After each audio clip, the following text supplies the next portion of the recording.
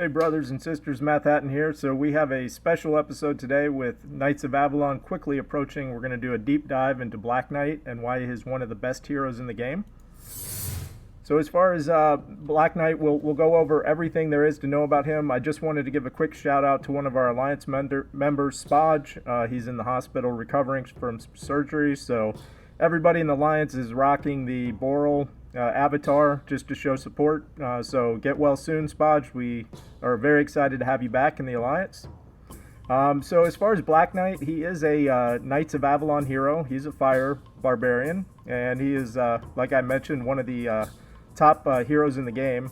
His stats when fully ascended are going to be 611 attack, 846 defense, and 1458 health. His special is called Just a Flesh Wound, and he's running at average mana speed. His special is casting a 50% chance to drop any received damage to 1 or 3, or 1 damage for 3 turns. And he's getting a Taunt ability that prevents enemies from using special skills on the caster's allies for 3 turns. And then all allies are getting a plus 45% increase to attack, and then a further 20% increase every time they are hit during 3 turns. So he is a very aggressive offensive tank, which is great. He doesn't have a lot where he's increasing defense of the rest of your team, but that's not a problem. He's taking all the attacks on himself, but he really is boosting the attack from for all your other heroes that are attacking. So just keep that in mind with Black Knight. As far as ascending him to 370, you're going to need 1 compass, 1 fine gloves, and 1 hidden blade. And then to do the ascension to the 4th level, to get him to 480, you're going to need a Damascus blade, a tome of tactics, 4 more hidden blades, and 6 mystic rings.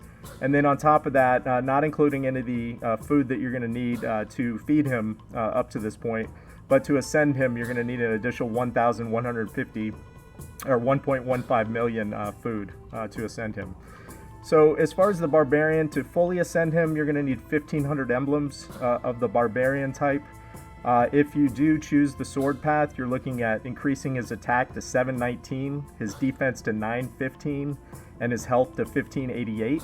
If you take the defensive path, that's going to increase his attack to 644. It's going to take his defense up to 961, and it takes his health up to a really high 1696. So I'm definitely going to recommend, because of this type of hero, you're not really depending on his attack too much, so just follow the shield path. That's probably the best way to go. You just want to make him as tanky as possible. He's already a great tank, but more defense and more health is not going to hurt anything here. As far as his Barbarian special, he's got Wound, whichever Barbarian has. Just keep in mind this does do up to 30% of an increase in the chance to deal 60% of normal attack damage over 5 turns with a bleed effect. So the 30% chance is going to be when you have fully ascended him up to level 20. But the bleed effect is nice even as you are working through the emblems and trying to get him leveled up. I believe the first one is the 6%, but then it just keeps increasing as you level him up. So definitely one of the heroes, if you are lucky enough to have him, you're going to want to fully emblem him up and take him as high as you can go.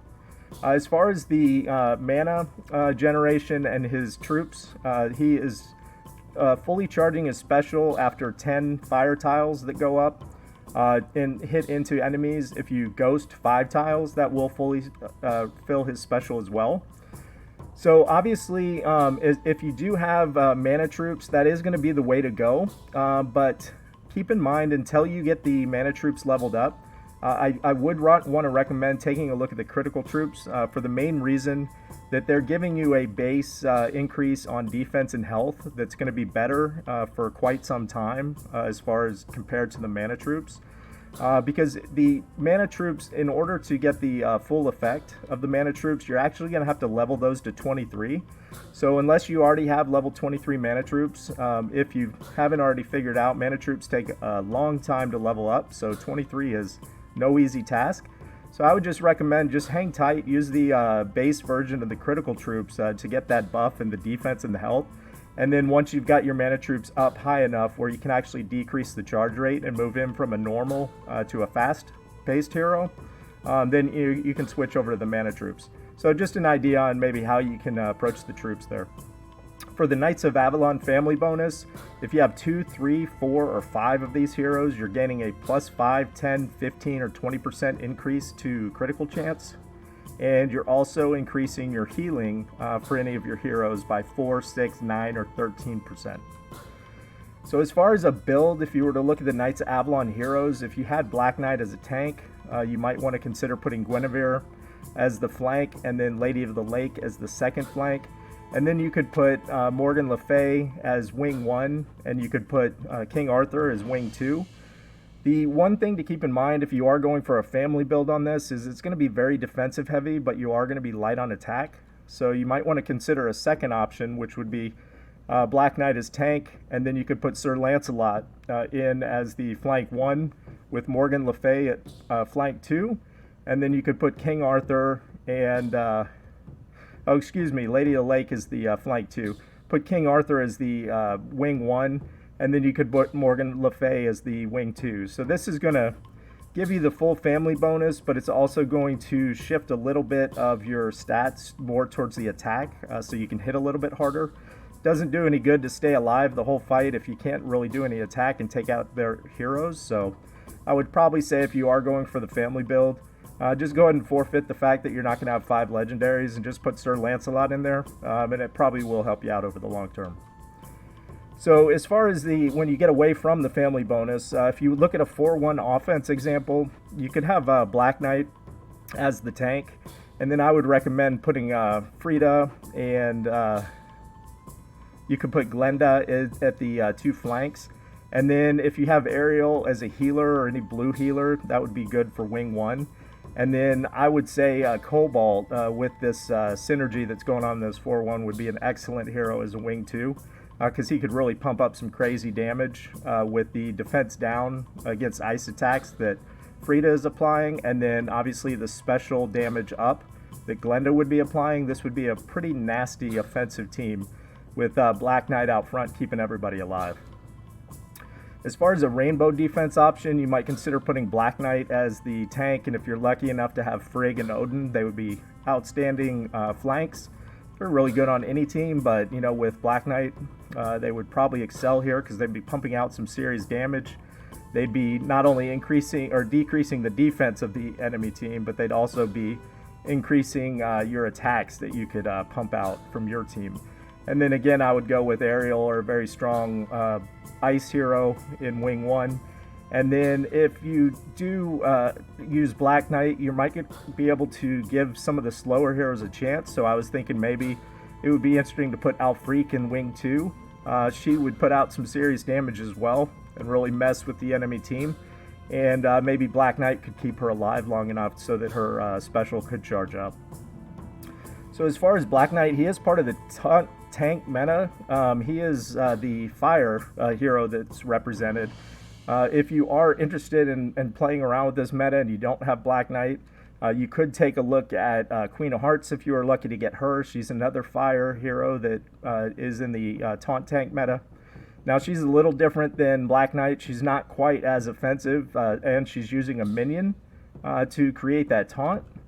But then we also have Krampus. He is currently available as well this month through the Santa's Challenge portal.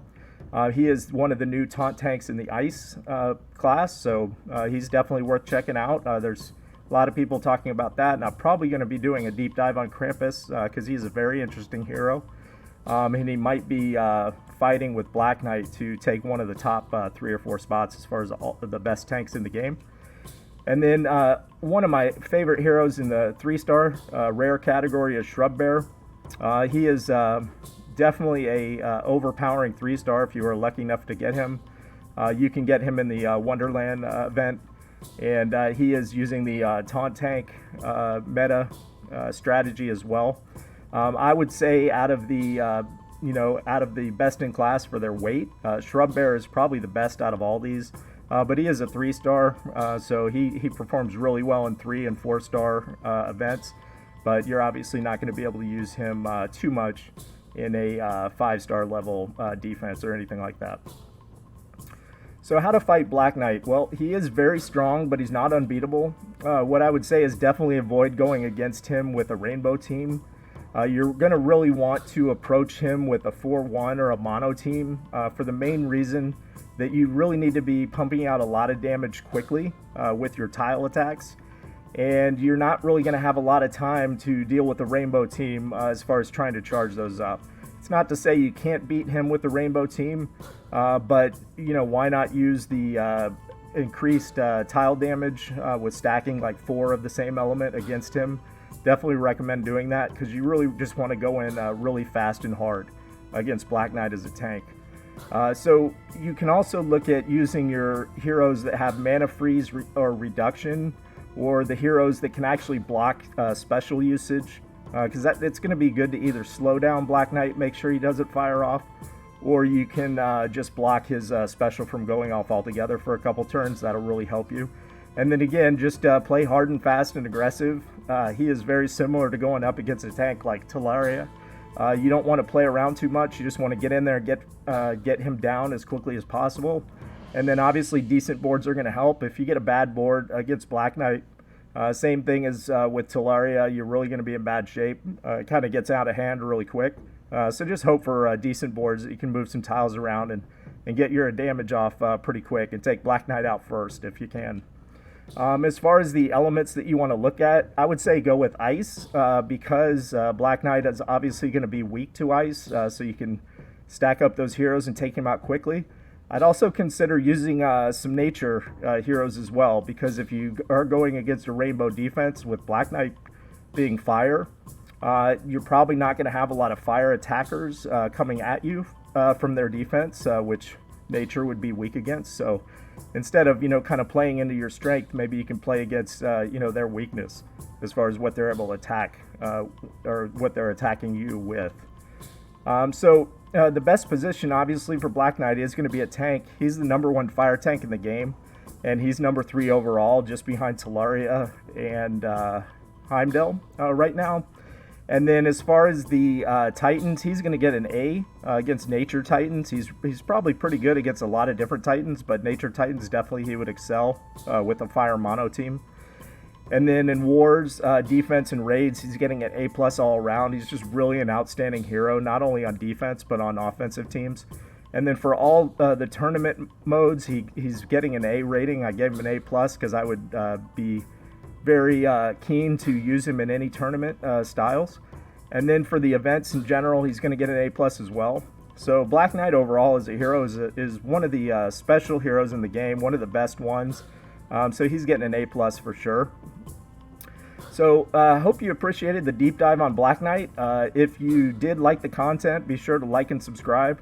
We're going to have some more content about the Knights of Avalon event itself. And I'm going to go through some of the other heroes, but I thought Black Knight was so special, we just give him time to shine in a video just dedicated to him. So thanks for tuning in, and we hope to see you on the next video. Take care, everybody.